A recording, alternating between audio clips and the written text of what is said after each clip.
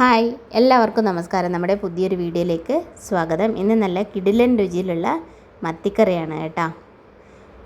ഇതുപോലെ ഞാൻ കുറച്ച് മത്തി ക്ലീൻ ചെയ്തെടുത്തിട്ടുണ്ട് കേട്ടോ. ഇതൊരു 4 മത്തിൻ്റെ അത്യാവശ്യം വലിപ്പമുള്ള മത്തിയാണ് കേട്ടോ. നമ്മുടെ ചാനൽ പുതുതായിട്ട് ആരെങ്കിലും കാണുന്നുണ്ടെങ്കിൽ ഒന്ന് സബ്സ്ക്രൈബ് ചെയ്ത് ലൈക്ക് ചെയ്ത് ഒന്ന് സപ്പോർട്ട് ചെയ്യണേ.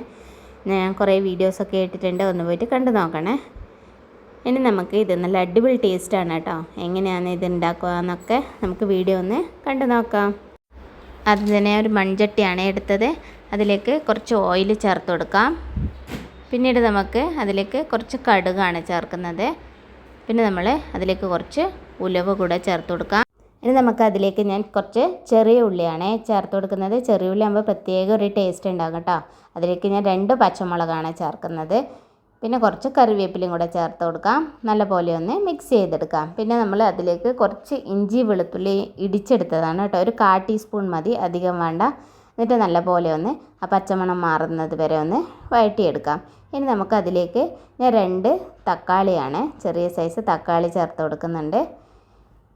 ഇനി നമുക്കിതൊന്ന് മൂടി വെച്ചിട്ട് വേവിച്ചെടുക്കാം. ഇത് തക്കാളിയൊക്കെ നല്ലപോലെ വെന്ത് വന്നിട്ടുണ്ട് കേട്ടോ. ഇനി നമുക്കതിലേക്ക് പൊടികൾ ചേർത്ത് കൊടുക്കാം. അതിലേക്ക് ഞാൻ കുറച്ച് മുളക് പൊടിയാണ് ചേർത്ത് കൊടുക്കുന്നത്. പിന്നെ നമുക്ക് കുറച്ച് മഞ്ഞൾപ്പൊടി ചേർത്ത് കൊടുക്കാം. ഇനി നമുക്ക് അതിലേക്ക് കുറച്ച് ഉപ്പ് കൂടെ ചേർക്കുന്നുണ്ട് കേട്ടോ. ഇനി നമ്മുടെ മുരിങ്ങക്കായാണ് ചേർത്ത് കൊടുക്കുന്നത്. ഇവനാണ് താരം കേട്ടോ. അടിപൊളി ടേസ്റ്റാണ്. ഇതൊരു വേറെ ലെവലാണ്. ഈ മുരിങ്ങക്കായ മത്തിയുടെ കൂടെ ചേർത്ത് കൊടുത്താൽ നല്ല ടേസ്റ്റാണ് കേട്ടോ.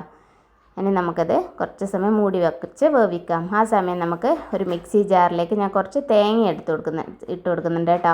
ഇനി നമുക്കതിലേക്ക് കുറച്ച് മുളക് പൊടി ചേർത്തിട്ട് നല്ല പോലെ പേസ്റ്റാക്കി അരച്ചെടുക്കാം. ഇതുപോലെ അരച്ചെടുക്കാം. ഇനി നമ്മുടെ മുരിങ്ങക്കായൊക്കെ നല്ല പോലെ വെന്ത് വന്നിട്ടുണ്ട്. അതിലേക്ക് നമ്മുടെ ഗ്രേവി ചേർത്ത് കൊടുക്കാം. കണ്ടില്ലേ? നിങ്ങൾക്ക് കൂടുതൽ മുളക് പൊടി എരിവ് കൂടുതൽ വേണമെങ്കിൽ കുറച്ച് അധികം ഇട്ട് കൊടുക്കുക കേട്ടോ. പിന്നെ നമുക്ക് ആവശ്യത്തിന് വെള്ളവും ചേർത്ത് ഗ്രേവി ഇത് എത്രയാണ് വെള്ളം വേണ്ടത് വെച്ചാൽ അതിനനുസരിച്ചിട്ട് നിങ്ങൾക്ക് വെള്ളം ചേർത്ത് കൊടുക്കാം. ഇനി നമുക്ക് ഇതിലേക്ക് ഞാൻ കുറച്ച് കുടംപുളിയാണ് ചേർത്ത് കൊടുക്കുന്നത്. ഇത് നമ്മുടെ തക്കാളി ഒഴിവാക്കിയിട്ട് കുടംപുളി മാത്രം ചേർത്ത് കൊടുക്കുക കേട്ടോ. പക്ഷേങ്കിൽ തക്കാളിയും കൂടെ ചേർത്ത് കൊടുക്കുമ്പോൾ ഒരു പ്രത്യേക ടേസ്റ്റ് തന്നെയുണ്ട് കേട്ടോ. അപ്പോൾ അതുപോലെ നല്ലപോലെ ഒന്ന് മിക്സ് ചെയ്ത് നമുക്ക് തിളപ്പിച്ചെടുക്കാം. ആ സമയം തിളക്കുന്ന സമയം കൊണ്ട് നമുക്ക് നമ്മുടെ മീനും ചേർത്ത് കൊടുക്കാം കേട്ടോ. അതിലേക്ക് ഞാൻ ചെറുതായി ഞാൻ 4 മത്തിയാണ് എടുത്തത് കേട്ടോ.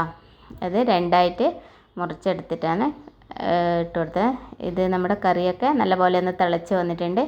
ഇനി നമുക്കതിലേക്ക് കുറച്ച് കറിവേപ്പില ഇട്ട് കൊടുക്കാം. പിന്നെ നമ്മൾ കുറച്ച് ഉലുവയുടെ പൊടിയാണ് ചേർത്ത് കൊടുക്കുന്നത്. വന്നിട്ട് മിക്സ് ചെയ്തിട്ട് എടുക്കാം. നമ്മുടെ മത്തിക്കറി റെഡി ആയിട്ടുണ്ട് കേട്ടോ. ഇനി നമുക്കതിലേക്ക് താളിപ്പ് റെഡിയാക്കാം. ഞാൻ കുറച്ചൊരു പാനിൽ ഓയിൽ ഇട്ടിട്ടുണ്ട്. അതിലേക്ക് ചെറിയ സവാളയാണ് കേട്ടോ. ചെറിയ കഷ്ണം സവാള ചേർത്ത് കൊടുത്ത് നല്ലപോലെ ഒന്ന് ഫ്രൈ ചെയ്തെടുക്കാം. അതിലേക്ക് നമുക്ക് കുറച്ച് മുളക് പൊടിയും കൂടെ ചേർത്ത് കൊടുക്കാം. അതിനകത്ത് പ്രത്യേക ഒരു മണവും രുചിയും ഉണ്ടാകും കേട്ടോ. അതുകൂടെ നമ്മൾ കറിയിലേക്ക് ആഡ് ചെയ്ത് കൊടുക്കാം. നല്ല ടേസ്റ്റാണ് കേട്ടോ. എല്ലാവരും ഒന്ന് ഉണ്ടാക്കി നോക്കണം.